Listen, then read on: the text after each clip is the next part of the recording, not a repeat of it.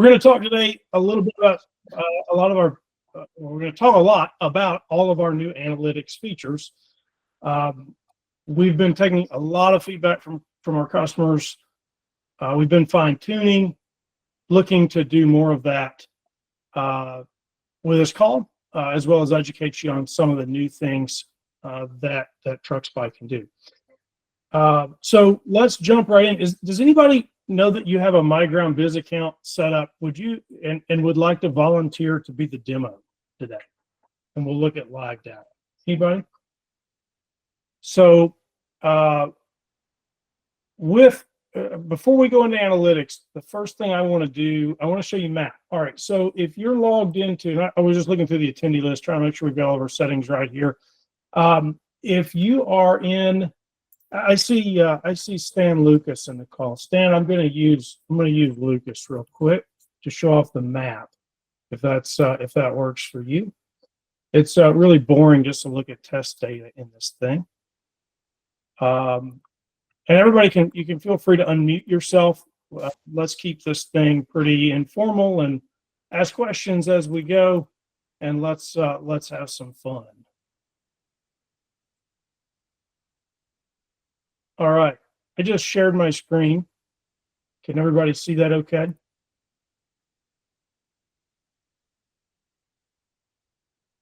Maybe. Not getting any feedback? I can see it. Looks good. I can see it too, Flint. I can see it. Good. Excellent. Okay, so if you're logged into TruckSpy, click on Map as the first menu item. And I'm logged in as Stan Lucas, a good friend of mine. I see he's on the call. It's going to show you where all your trucks are live real time. Doesn't matter where the data comes from. It could be coming from Omnitrack's Trimble. It could be coming from Motive now. So we'll probably talk a little bit about Motive toward the end and some best practices there. Arrows are moving. You'll actually see these trucks move in real time on the map.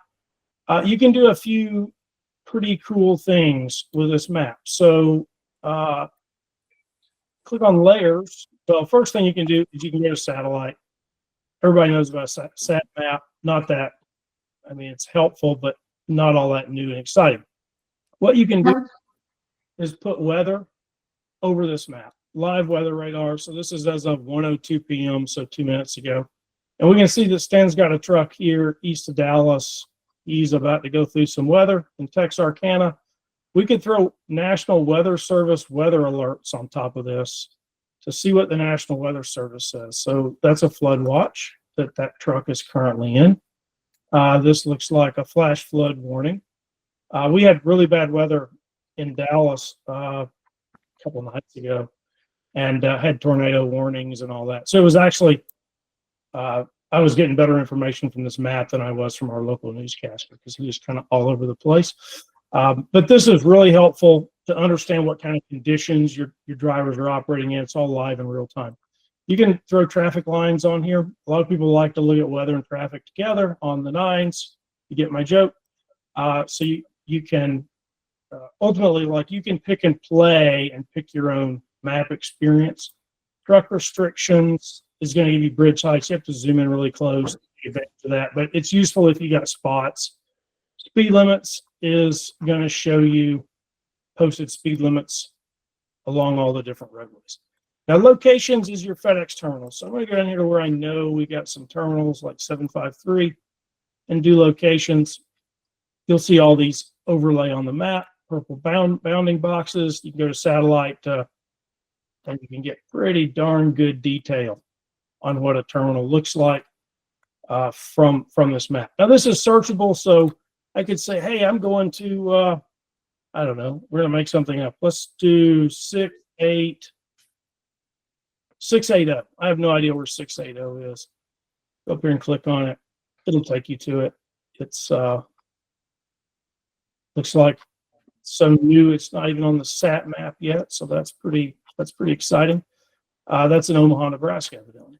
So this is really useful. You also can search for addresses. 3131. This is our warehouse, Bolt Street, Fort Worth. There it is, and it will jump you to that. So really quick to jump around the map, figure out what you need to see. Now, there's a trick here, and a lot of people that are using the map do not know this trick. So I want to show you a little helpful hint, and that is to click on the vehicle. So Stan looks like he's got 149221 running. It told us where it was 4 minutes ago. If I click on it, we will overlay on the map everywhere that that truck has been since midnight last night. And in this left column, you'll have all these events. So he started moving at 2:43. He exited 722 at 3:22, entered 722 again, exited again, entered 719. You can click on these and it'll take the truck to where it was at that time. Now, what is pretty cool about this is to go up here to the replay, this little video dude up here in the top. You might set this up to like 30 times. You might turn on locations and speed limits, maybe, and weather. Because now I'm looking at weather radar as it was at 5 a.m. this morning, and it'll show you that down in the bottom as of 5 a.m. And now if I click play, you'll actually see this, what this truck did. It will animate it on the map for you. And you'll see these events move forward. The bold one is the previous, event. And so once this says 5:12, you'll see the bold go up to exit. There he goes. Now he's moving. We pick up speed. And it looks like there was no weather. There's a little bit up here, looks like, but not much weather going on. Now, Stan, and I wanted to use him as an example. I don't know if you just saw this. Where was this? Back up just a little bit. There was one blip where the truck went up over 80 miles an hour. Well, turns out sometimes PeoplesNet sends these really erroneous speed readings. Stan actually brought this to my attention, and we added a filter to correct. I was trying to display it, but I clicked too far forward, I think. But we actually added a filter just yesterday to throw out these erroneous speed readings. Sometimes, for some reason, PeoplesNet would say you're going 100 miles an hour, when obviously that's not the case. So that was recently addressed. But here you're looking at weather radar as of 10 a.m. So you kind of have a storm moving maybe in that direction. See all the terminal numbers on the map. This is really useful to understand, why were we late? What conditions were we dealing with? Did the driver leave the terminal late? Did we arrive late? Just did we take the right route? You can uncover a lot of information here. Obviously, you're not going to go look at this every day for every truck, but very useful if you need to get to the bottom of a potential problem. Any questions, feedback, thoughts, stuff you would like to see in relation to mapping? Stan, thanks for being the example. Anybody at all? No? We got 26 folks on the call, by the way, so thanks for being here. All right. Let's jump down to hours of service. And how far back? Renji says, how far back can you pull data? We maintain a year's worth of this level of information. I will tell you that the farther you can go back, like here, I could go back to yesterday, just click back a day. You can select this to pull a calendar up. I will tell you that you will find the system get progressively slower to respond and illustrate stuff the further back you go. It should be very performant, like 60 days back. As I start to go back, I don't even know how long Stan said this truck. But if I go back to November 15th, it'll take a second to load this up. It's still pretty quick. So that was back in November. Looks like that truck's just on a dedicated run, does the same thing all the time. Weather radar also will go back. I think we've got 10 years of weather information. So back in November, it doesn't look like there was very much weather going on. Any other questions? Thanks for the question, Ranjit. All right. Let's jump down to hours of service. A lot of people don't know that you can review all your driver's logs, all your hours of service logs directly in TruckSpy instead of clicking through in OmniTrax or in Motive to look at driver's logs. You can do that right here. So this is a view of where Stan's business is right now in terms of drivers and time available. I will tell you that there'll be a delay, there'll be a latency between PeoplesNet in this example having the information and us having the information. And so you can click on a driver, Jason's driving, it's going to show you his log really quick and easy. You can go back through multiple days and you can see all of his events down here.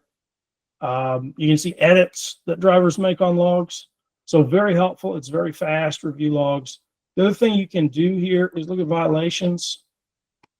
Got a couple of violations. In the event that FedEx does not, like your logs don't transfer to FedEx. Let me go back to Jason. And they say, oh, we need the driver's log. You can click PDF right here. And you'll have a PDF that you can send directly to FedEx. It's got it's in the, like we are an approved ELD provider. And so it's going to be in the right format that,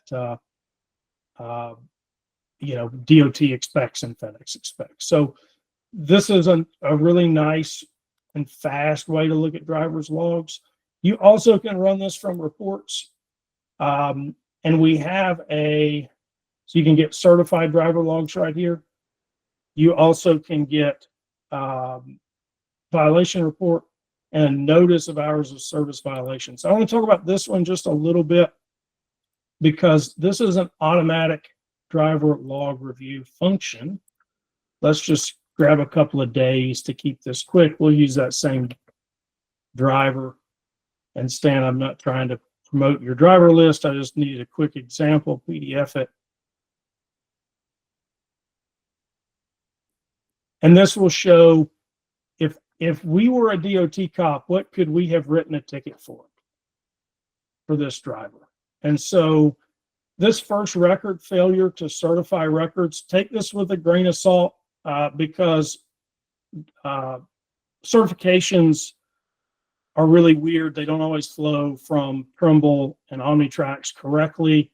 We're working with those vendors on figuring that out. The good thing is it works perfectly fine with Motive, which is the direction everybody's headed. No identification of shipment means you didn't type in a trailer number or BOL number on the logbook.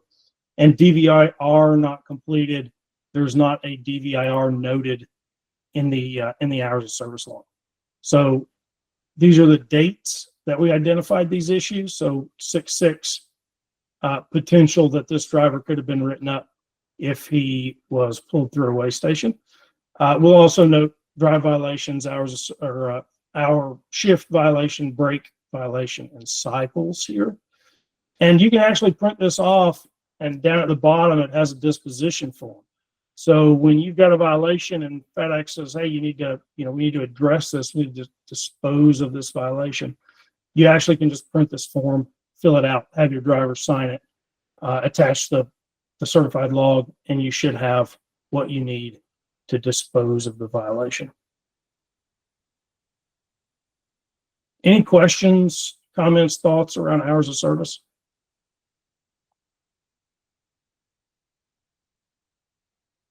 What can we automate further for you in hours of service? I mean, obviously, a lot of the hard work is done by FedEx and the fact that they take your logs right off the ELD. But obviously, you're still responsible for compliance under your contract. So what is there opportunity? What can we do for you on hours of service? Any ideas? Nobody? All right. Stan, thanks again for being the demo here. Let's next go to, well, first I want to talk a little bit about maintenance. We've had maintenance tracking available for a long time. Not very many people use it, but you can set it up, configuration, maintenance, and you can create scheduled You can create maintenance items. So you might say, I want to change the oil, PM every, I don't know, 25,000 miles. And then you would have to assign this to a group of trucks. So we can automatically track this scheduled maintenance. This is going to get an upgrade relatively soon that will allow you to upload vendor invoices, and we will actually make sense of those vendor invoices and keep your maintenance schedule, or attempt to keep your maintenance schedule updated from vendor invoices. So that's on the horizon. We also made dispatch module available. We've got, I think, a couple of people using that now. So let me jump over to another live account that has a lot of dispatch data. We'll use these guys. This isn't a FedEx contractor, but you'll understand this doesn't make any sense without live data. So you can dispatch directly in here, and I'll show you how to set it up in just 1 second. White trips, each line is a trip. A white trip is underway. So this driver has picked up in Lubbock, Texas. He's on his way to wherever this is, CRI Feeders. I don't know where it is, so I can click on it. It's in the Oklahoma Panhandle. And if I expand these, I will get map information. So planned route, 273 miles. He's 122 miles to his destination. You also on the pickup here that has been completed, we will tell you exact arrival departure times, planned service time, based statistically calculated based on historical activity in that location. You can upload files to this. You can export our version of a settlement statement. So where this is really useful, if you set up in dispatch, you get a couple of things in TruckSpy. First, you get this view of where all your trucks are relative drivers. In this case, I think they're dispatching drivers. I don't care about vehicle, but if you had vehicle, it would be here, where they are in relation to their plan. Now, if I search this, let's search for, I'm just picking somebody here, Jaime Lawrence. You can stack up assignments, and the driver can have visibility into that, but Jaime is currently on this load. When he completes that load, we will give him his next assigned load. So it lets you do some scheduling. It lets you get visibility into where you are in relation to the route. And finally, you've got something to compare against your settlement statement. So what's really nice about this is it is driven entirely off your existing ELD, and the switch to Motive will make this even smoother and more powerful because we get a lot higher fidelity information from Motive. So let me go over, and I want to show you how to set this up. We're just going to go into a demo account here. That'll work. Configuration, dispatch. And you will do a few things here. First, at the bottom, you'll see stop form field management. You can turn a few of these off because you obviously don't haul hazmat. You don't care about dimensions, BOL numbers, all this other stuff, and save that. So we just simplified our form. This is a one-time thing. You can set up a trip template. All right, so this is where it gets really interesting. So if you've got a dedicated run, we might call this, 753 to 722 night run. And we could select our customer. I've just got a bunch of, made up customers in here. You would probably have one for FedEx. Vehicle type doesn't matter. Here you could specify like sleeper or day cab. You can then select a location. So we're going to go from 753 and we're going to go to 722. And this is a pickup. This is a drop. And you could actually build out the entire route here. And then we're going to go back to 753. Maybe this is a night run and drop. And we're going to go back to 722, because this would be the next night. And you could repeat this pattern. Save it. And so now you got a template. If I go over to dispatch, when I'm ready to assign my template, all I do is create trip from template, select my template, and here you can assign your truck and your driver, and that's all there is to it. I might assign this to myself and vehicle, list of vehicle numbers. And I have dispatched myself a run. If I now expand this run, I'll see my entire, and I could have gone in and customized these exact arrival times, set a better schedule. You'll see this get dispatched. And as the driver, enters the geofence for each of these terminals, you'll see these start to update in white, and you'll see map data, planned arrivals, completion times all begin to populate. Questions, thoughts around dispatch? All right. So this is a new feature. We think it's really cool. There's some folks starting to use it. And again, it's going to get even more powerful with Motive. Finally, let's jump into analytics. And I'm going to use Aeroflex here, because I don't think Patrick will mind. And if I go into analytics, you're going to get a bunch of different dashboards here. This is still, we're still adding a lot of stuff here, taking a lot of feedback here, and incorporating trying to cover everything that you might have to be compiling manually in Excel. So just at a high level view, you got FedEx settlement statement analysis, which if you have set up your MyGround Biz integration, we are automatically pulling your settlement statement, and you'll get a bunch of financial analysis here. So far today gives you an operations view of the business. It's labeled so far today, but you actually now can filter it for other time periods. FedEx benchmarks is data across all of our contractors aggregated and gives you averages and statistics. These two are deprecated. They're going to go away. They were actually replaced by the settlement analysis.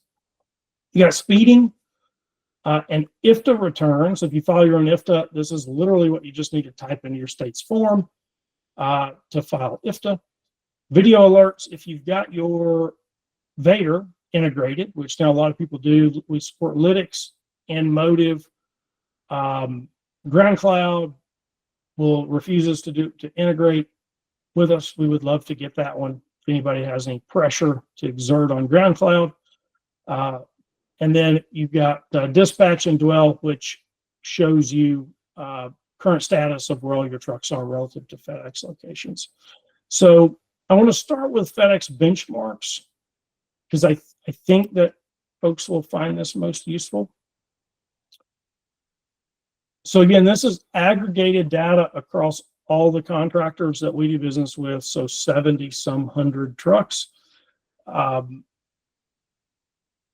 We have broken this down solos and teams, and we've analyzed this across percentiles and regions.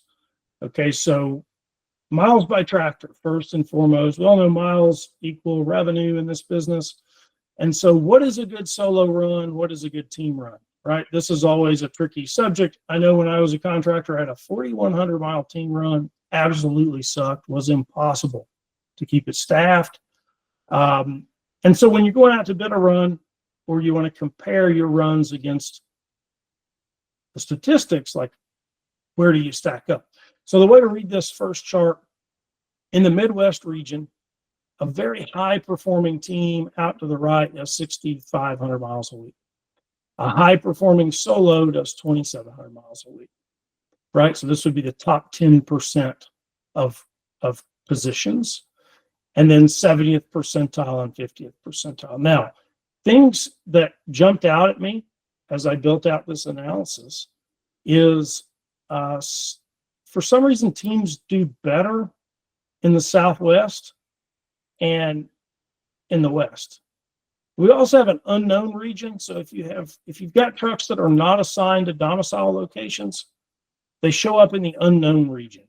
So assign your trucks to domicile locations. You just do that by going to vehicles, click on a vehicle, and do assign right there, domicile location assigned to domicile. Very simple. Search in the box for whatever terminal you want and click save. But yeah, jumped out at me for some reason, southwest and west get more miles. I would have actually expected to be the other way, northeast and southeast, because I would assume that you would crisscross the country. But I guess that's not the case. Does anybody know why that is? It's been bugging me. Nobody? Okay. All right. I'll keep pondering it. Solos, really consistent across regions, what a high performing solo looks like. And then obviously down here, there's not very many 1,700 mile assigned solo runs. A lot of those have a lot of spot work. And we'll see some revenue numbers here in a minute that highlight that. What's the average? Average is like a misleading number in this analysis, because like there are spare trucks that show up as teams, but they only ran one run or whatever. But the average miles per team truck normalized 3,200, average miles per solo truck 1,200. Like there are obviously some very low performers at the bottom that pull the average down. This is interesting here that we try to show this month over month, or I'm sorry, week over week. So you can see how this is trending. Like it's actually up a little bit. And the last week you always have to take with a grain of salt, because it's how the data gets compiled. This is the week that like the cutoff period. So below that, we show you distribution of miles. Like, all right, what is this? Well, your top, how many miles do your top performers versus your low performers get? And same thing here for solos, kind of the same thing we looked at in this chart above. This is just broken out by region. So as you're bidding a run, is this a good run or a bad run? We leave that decision up to you, but try to give you some data to guide that decision making. Fuel. Do your trucks perform well on fuel or poorly on fuel? This is the distribution of fuel economy across all the FedEx ground tractors that we track. 55% are achieving at least 6.8 miles a gallon, which is the magic number for fuel profitability. And 42% are in the 7 to 9 mile per gallon range. You have some very high performers up here and some very low performers. These kind of cancel themselves out. This is probably fuel cards getting swapped around between trucks. You have some trucks that are up here, but some of their fuel is actually attributed to trucks down here. It happens. Everybody knows it happens. So we just try to note it here. But by and large, the majority of trucks are between 6 and 8, right? As you would kind of expect. Fuel pricing by region. I will say if you're not getting to the 6.8, where is it on my chart here? 6.8. You really need to try to get there, and we'll see why in just a few minutes. Fuel price by region. What are contractors paying for fuel across different regions? So obviously the West, California, with their high tax pulls this number up. And then we've got the Northeast up at the top too. What I thought was really funny about this is that a lot of times these markets are inverted, right? So when the West is more expensive, the West is less expensive, the Northeast is more expensive, and vice versa. I thought that was interesting because all the other regions are kind of more or less lockstep together in the market.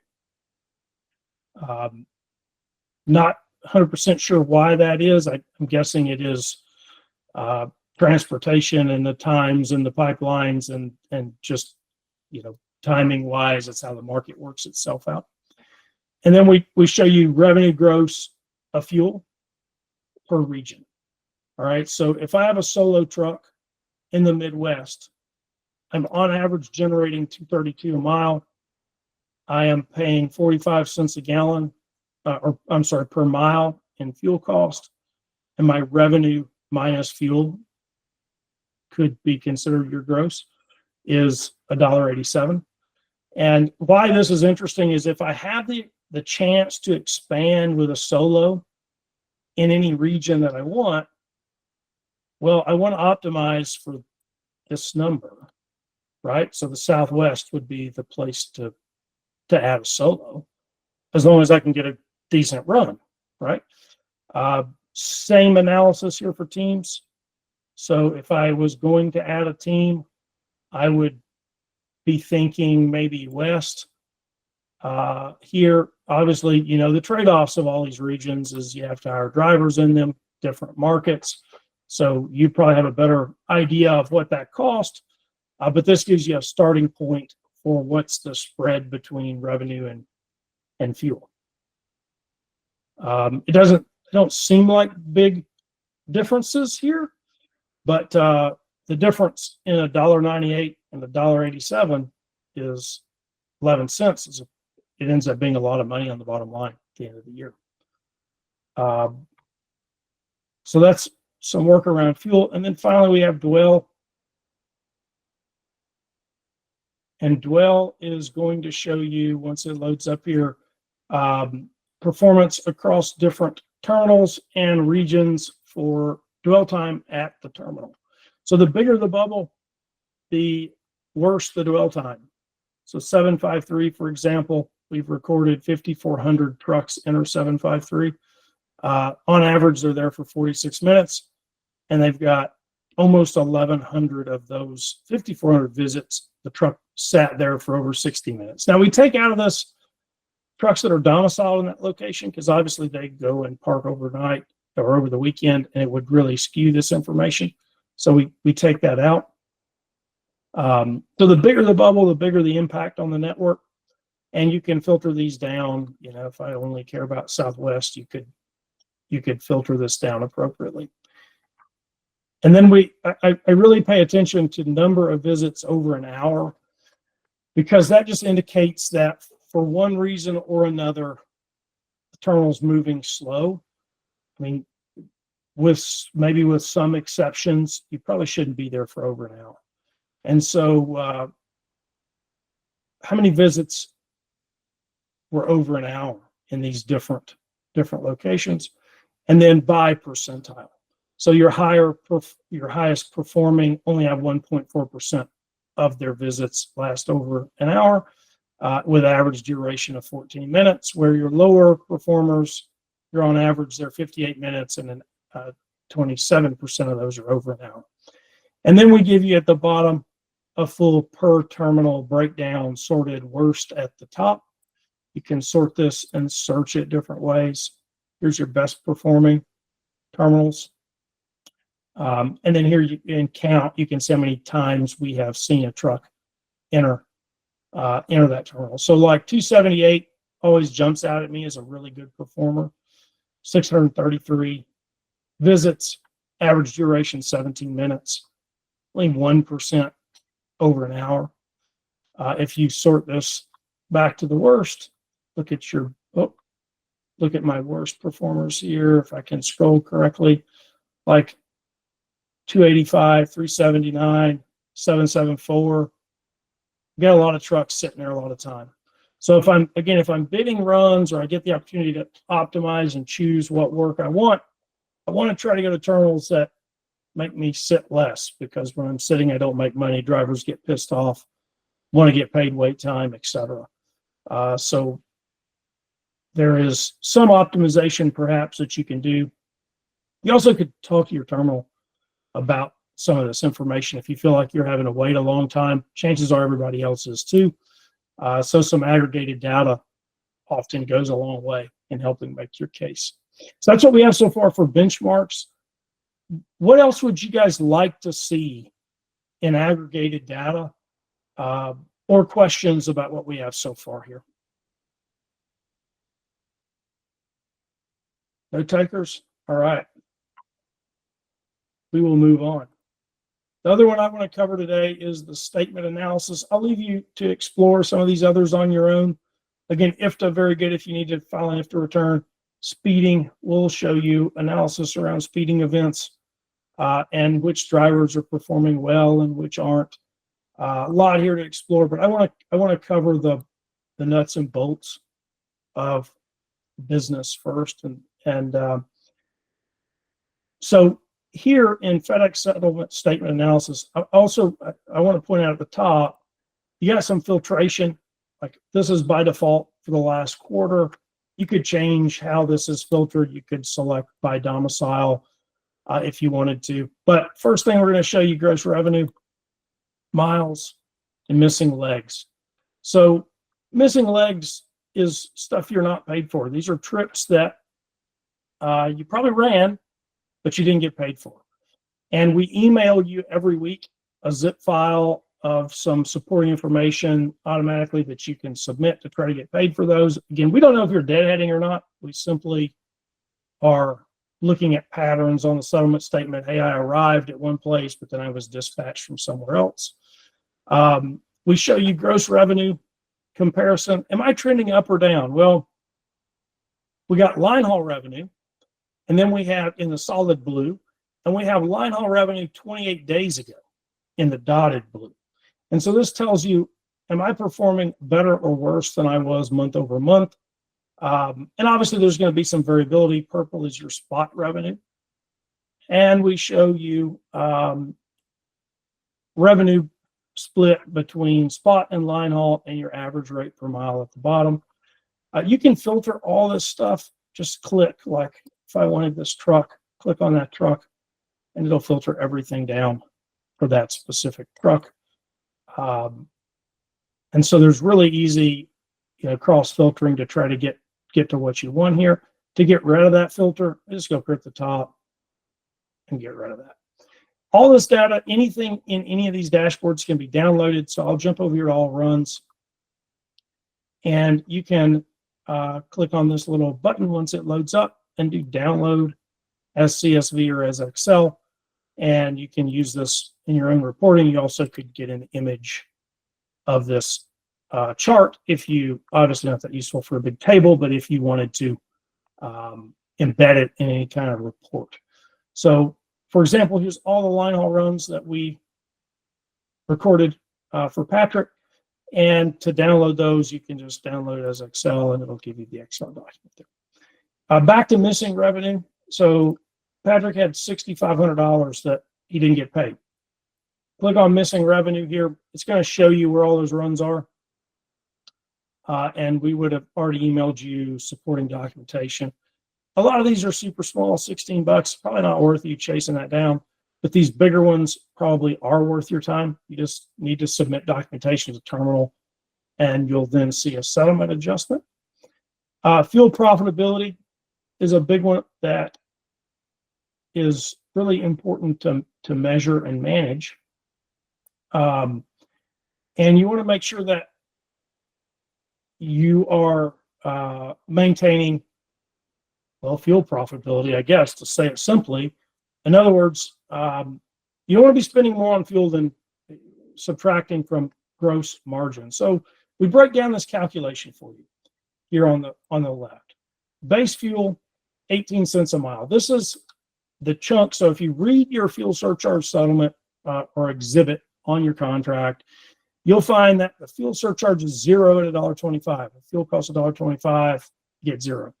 And they assume 6.8 miles a gallon. So that means that you are essentially expected to pay 18 cents out of your base rate, let's call it, to pay for that portion of fuel. And then you get a fuel surcharge rate per mile, right? And so you've generated essentially total fuel revenue. And then you subtract your fuel expense per mile, and you get fuel profit per mile. So in Patrick's case, it's almost a dime times the number of miles means that you benefited some number from how the fuel surcharge works. And this doesn't get into optimization around IFTA and buying fuel in high tax states. So you should do that every opportunity you get. Always buy fuel in high tax states and file your IFTA. You'll get a refund. That's to take this to a whole nother level, let's call it. You'll really see these numbers jump. And then we show a trend over here. So this is going to vary some with market conditions. But again, same thing, solid line where we are today and dotted line where we were 30 days ago. And then down here, we break it down by truck. And so which trucks are creating profit, which ones aren't. You'll see a strong trend toward fuel economy as the big driver of this. And we're looking at this all on a Wednesday, which I should note, Wednesday is the day we import all the settlement data. So like you see a truck up here with 12.4. Well, if I can come look at this tomorrow, it probably actually doesn't have 12.4. We're probably importing and materializing information for dashboards today. But this will give you a breakdown of how different trucks are performing. So idea is focus on your low performers. Why is this truck a low performer? Well, it's getting less than 6.8, which is the magic number. And you may also be buying fuel in the wrong place, which is what the next part of this dashboard breaks down. Based on your chains that you buy fuel at, how tight are their price curves, right? So we want these to be closer to the x-axis, which means we're paying less per gallon net price. So net price is what you pay the pump minus tax in that jurisdiction. And so from this data, we can see like, hey, these TA Petro transactions are way up on the chart. And so we might not want to buy fuel at TA Petro. We might want to keep our fuel buy at FedEx, at Love's, and at Pilot Flying J. Show you the breakdown, how much you bought at each chain. We'll show you your worst fuel transactions. TA Willington, got to stay away from that one, in Connecticut. Average price per gallon net of tax is what we're looking at here, and gallons purchased. So worst transactions at the top, and then we'll give you price per gallon, average price per gallon, gallons purchased daily. Again, this is going to move a little bit with market trends in your operation, but it gives you a good sense of when you're purchasing fuel and for what you're paying for it. So this is fuel profitability. The biggest lever you've got is miles per gallon. The second lever you have is buying fuel at the right places. You don't want to, you want to minimize the truck stop margin because that's margin that you're eating. You can look at your business by lane in here. What lanes are most profitable for me? Depending on your ELD integration, we'll have more or less data here, depending on what they send us. So in Patrick's case, this 18 to 62, he's done it 170 times. It's 120 planned miles. On average, he actually drives 124.5 to accomplish it. Average travel duration, 199 minutes. Service time, and I think his service time's a little off because, again, you got to have your trackers assigned to the right domicile. So for service time to calculate, right, like obviously he didn't spend 616 minutes at 1.8 picking this load up. So if you assign tractors to the correct domicile, this column will get really accurate. You can see some of these down here, 30 minutes, 28 minutes, whatever. Fuel consumed. So whenever he does this run, he consumes 14 gallons of fuel on average. Revenue per mile, revenue per hour, right? So this is a utilization metric. Like revenue per mile doesn't even matter if I sit at the terminal on either side of this for 3 hours because my revenue per hour is so low. My utilization, equipment utilization is so low. So this is a number to watch. And then how much of your total revenue is this, or how much revenue did you generate off the lane? So when you look at profitability of the business, we go back to that benchmark dashboard and this by lane dashboard, and you can start to pretty easily piece together a picture of which lanes are pretty crappy and which ones are pretty good, which is the goal here. You also can see this in a chord diagram, which is kind of nice just to see how many times you left one place and went to another place by magnitude. And again, all this can be downloaded as Excel. You can look at some of this data by driver as well. There's some payroll, like a table full of payroll data, and we'll highlight high-performing drivers here as well. So any questions, thoughts around settlement statement analysis or analytics in general? Things that you're having to, maybe things you got to do manually in the business now that could just be a live dashboard, or questions about what's there so far?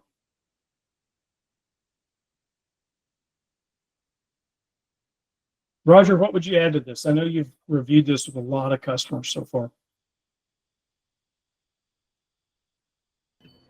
We'll come off mute here. I think what I'm seeing is the amount of data here and the amount of revenue that our contractors are seeing that they're actually saving more than offsets the cost that they're paying on a monthly basis for TruckSpy.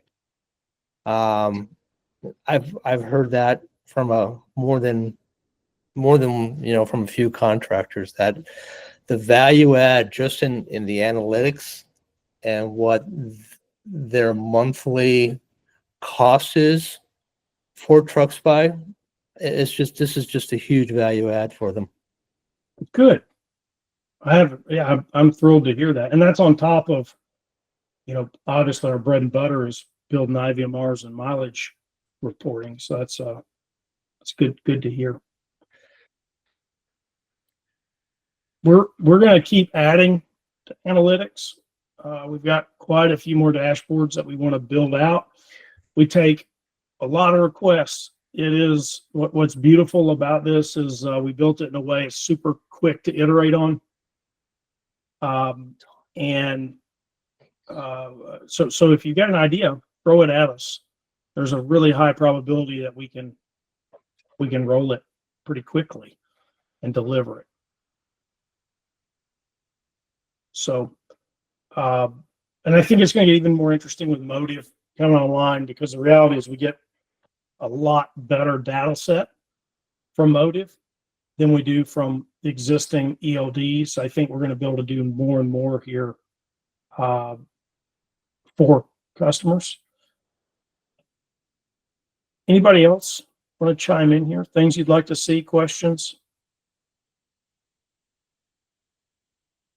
I think I just want to jump in here. I mean, you're talking about Motive, so a lot of the work that I've been working on here for the last week or so have been the transition from OmniTrax and Trimble over to Motive.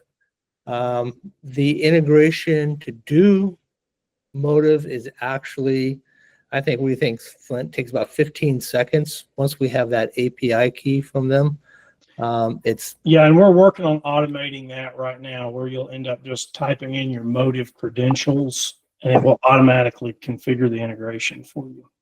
Hey, Flint, so what I'm hearing in this is Motive's the way to go. You get more accurate information from them. Yeah, let's talk about that a little bit, Bill. That's a great question. From our perspective, yes, we get more accurate information. It is also I say let's talk about what accurate information is in our business. First, it is fidelity, the fidelity of information. And what I mean by that is Patrick has Motive. He's got his Motive integration set up here. Let's see. Because I know we're thinking about moving over to it pretty quick, and we've been talking about that. I mean, if it's giving better information, yeah, we'd be better to jump now than waiting until all this other stuff happens. Oh, Bill, you're giving me so much to work with here. Thank you. All right, so Motive. All right, when we talk about fidelity of information, like Trimble and OmniTrax, we might hear from your truck every 10 minutes or every 30 minutes or every 5 minutes. With Motive, normally we're going to hear from your truck like every 30 seconds. And so we get a lot more information to work with. We can produce a lot more accurate mileage reporting. The other thing we've noticed so far with it is, and we've been a partner with Motive now for a long time, the other thing that we've noticed is there's a lot less noise in the data that we get from Motive. Like, in other words, sometimes a Trimble unit will, for whatever reason, just bug out for 40 hours and leave a gap on your IVMR. Well, we haven't seen that trend yet with Motive. And I don't know if it is self-selection and the fact that all of our contractors that are on Motive have brand new equipment that's recently installed and we know it works. And if it will become a problem later on. We also, like for OmniTrax, sometimes odometer readings go backwards. Like, how the hell do odometer readings go backwards?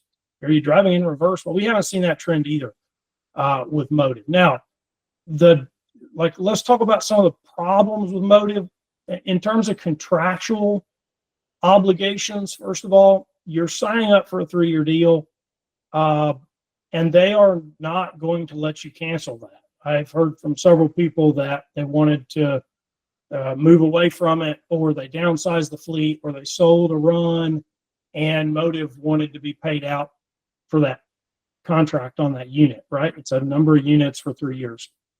So keep that in mind. The other downside is what are you doing for a driver interface? So obviously you can have drivers use their own cell phones. That can be problematic for several different reasons. Like we preach to drivers all the time, don't use your phone while you're driving. And now we're making it their ELD. The other risk that presents is that per the ELD rule, the screen has to be mounted physically on the dash in the view of the driver and has to be able to be removed from said mount and handed to a DOT officer. So if you're using a driver's phone that's not mounted to the dash, technically that is a ticket. We've seen that ticket written several times over the last couple of months. Mostly, like I haven't seen it inside FedEx yet, right? But we've seen it a lot outside of FedEx. So that's one of the downsides. Also, how are you going to deal with like some of the information security stuff? So there's an option there to buy tablets or have a company owned, locked down, security managed device physically mounted on the dash. These are all just kind of considerations and I think challenges that everybody is going to have to work through. But I mean, to answer your question, Bill, yes, I think it, from our perspective, does provide a better source of information, a more timely source of information. And to Roger's point, like setting it up is really, it's pretty simple, pretty seamless. Make sure you have your truck numbers assigned correctly. We've seen that go wrong a couple of times where, two Motive units got switched around, truck numbers were flip-flopped, IVMRs came out all messed up because, different physical piece of equipment, same truck number, right? So as you make that migration, make sure you manage that properly. Bill, I don't know, is that helpful? Yes, it is. And the thing, like you're saying a lot about that, though, is, I mean, I don't care if you have Omnitrax or Trimble, you're going to have the same, when you start swapping units over, you're going to have the same contracts you got to go through anyways.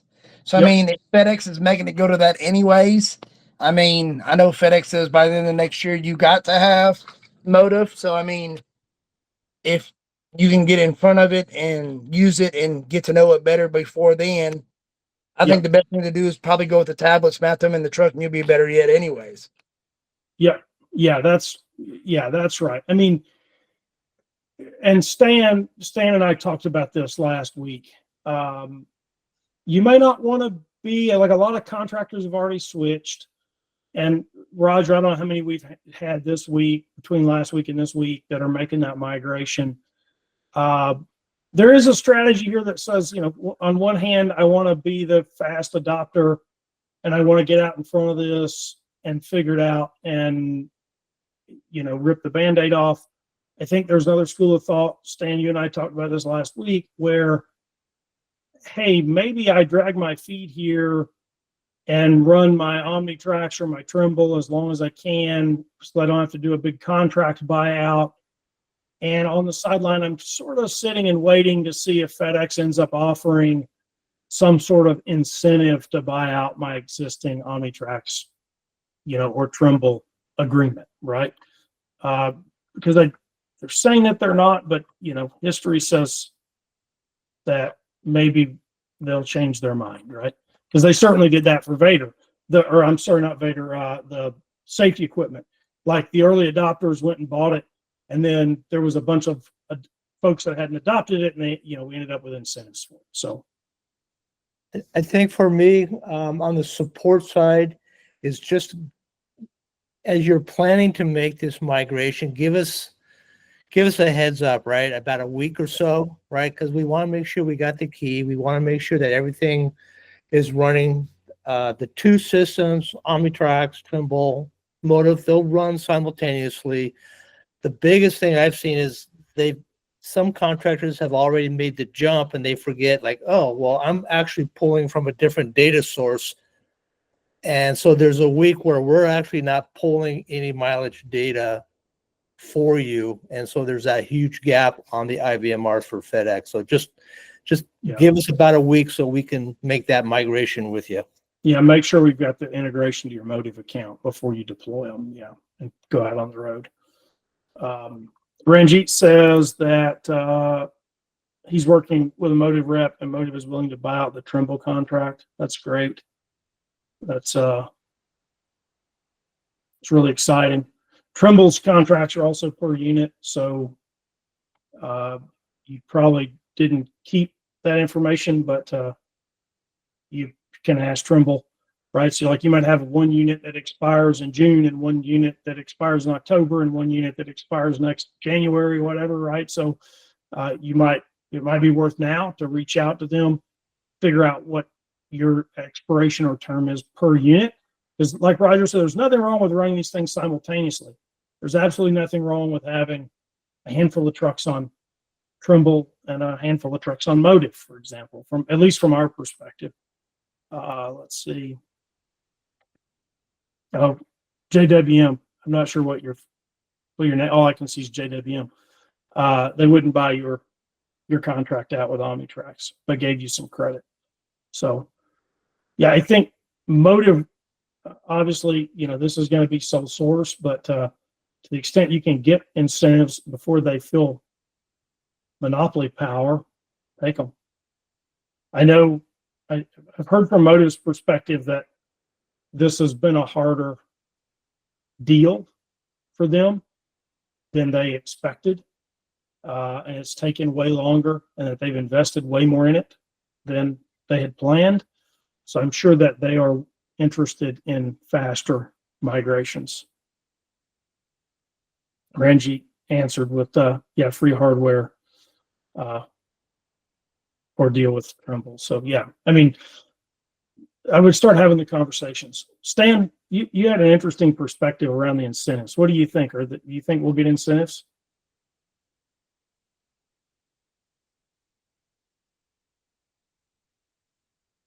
Maybe not. I see he's off mute. Oh yeah, he thinks that there'll be incentives. Yeah, and he's been in this business a long time.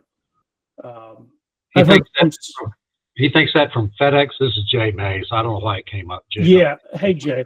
Yeah, we think. I mean, I've heard that. I've heard this not only from Stan but from several other contractors that have been in this game for a long time. We got a few folks that have been in this since the RPS days, and I've heard the same thing.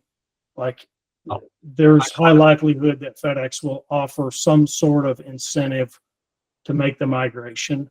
Like maybe it's a couple $100 a truck or whatever it is, but you probably won't be eligible for it if you've already made the migration. That's the thing.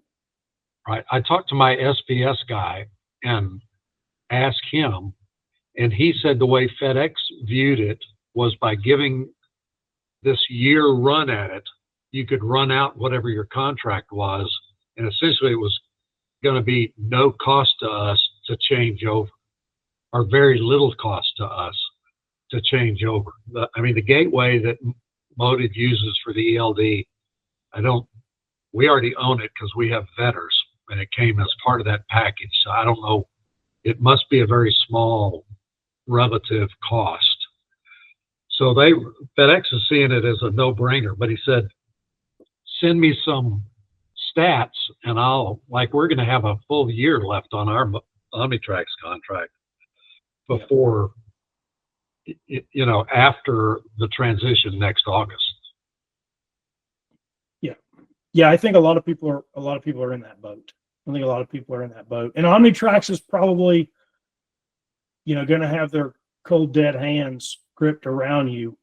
I mean, they're losing the business. They have no reason to let you out of contract, for any sort of discount, right? Well, do you think with Motive, we've had trouble with like our IVMRs that they'll change, we'll get an answer and then, yeah.